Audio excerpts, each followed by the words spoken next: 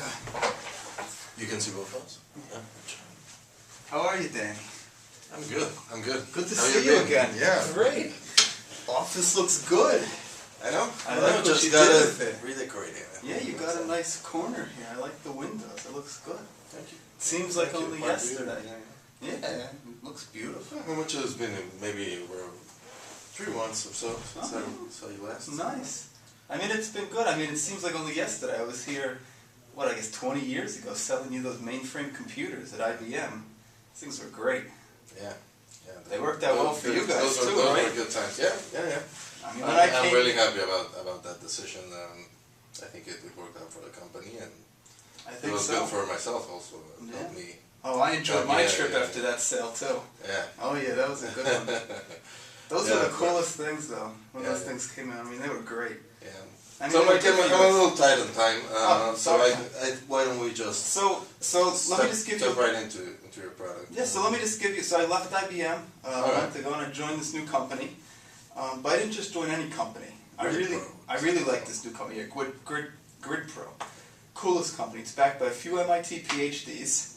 It's also got an MIT Sloan graduate running some of the business side. So really cool company. Okay. Some great technology that I think can really help you guys out. So let me just paint you a picture, Dan. You know, you're a very visual guy, so let me paint you a little picture. So when you go home every night, do you leave your computer on at your desk? You just lock it up? Some of the time I do. You just lock it up? Yeah. And I'm sure all your employees, the thousands of them, they just lock up their computer and go home. We and they sit there.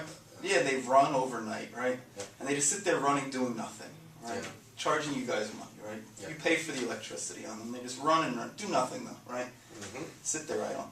I know you guys are leasing some supercomputer space down the street from the supercomputer company. Yeah. Right? Because you have all those new complex operations and stuff. We need to run them some Expensive. Yeah. I know. They charge an arm and a leg. I talk to them. They're expensive. Okay. So I know you guys are paying a lot for that. So this new company, Grid Pro, right? I think it's a great solution for you guys. So all these computers that run overnight, we have some technology where you can actually run those same operations that you run down at the supercomputer joint on your own computers overnight when no one's using them. So think about that. The thing is, IT is not, as you know, it's not the core business of our industry. You know, we understand. We export pharmaceuticals, so that's our core business, right? Oh, I know. So we don't want to we want to minimize risks, and having that space readily available, it just makes a lot of sense. We know that these guys know what they're doing. We feel really comfortable, and maybe the extra expense, it's worth the extra hassle. That's how we've been looking at it. I hear you, Danny. I mean, it's very comfortable to go down the street every time. Remember when I sold you those mainframes 20 years ago? Yeah. It was a similar thing. You were doing stuff by paper, right? You had your whole staff of people sorting paper, right? And it was very comforting to know there was a whole team, out there across the street, right, in your other building, now that you have a beautiful view, that pretty much sat there sorting the paper, right, going through the files, making things work. Yeah. Then you got those mainframes, though, and stuff went like this, right? So efficient, right? And that really hit home with you guys. You didn't need that staff anymore. Right? Yeah. You either deployed them someplace else or laid them off. Big cost savings and also big time savings. I think this product has almost the same impact. But I see your uncertainty, right? It's just a new company, right? Even though we're MIT, right? You don't just trust us off the bat. And it's not your industry. I understand. And just going, now that you mentioned the startup, how are you guys funding? How are your finances doing? How much power you're probably venture backed, and what are the venture capitalists in your board? And we want to be ready. We've got a lot of customers. We're a pretty big company. We want to know that you guys are ready to handle our business, or to help us handle it ourselves. Right. It's always about helping you guys. So let me give you a little background about the company. Right. So we do have a significant Series A round of funding by one of the best venture capitalists in the Cambridge area, Howard Anderson. Just had a great exit on another company called A123 from Battery Ventures that I think he funded personally, but a great exit for them. Real proven guy, great networks, great connections. We have enough right now to sustain ourselves for about the next 2 years. Right? So we're very well funded. In terms of customers, I came back to you because I know you trusted me in the past. Right? We are actively looking to build our customer base. but you would be one of our first customers. We have a few other prospects out there. So I know we're a new company, right?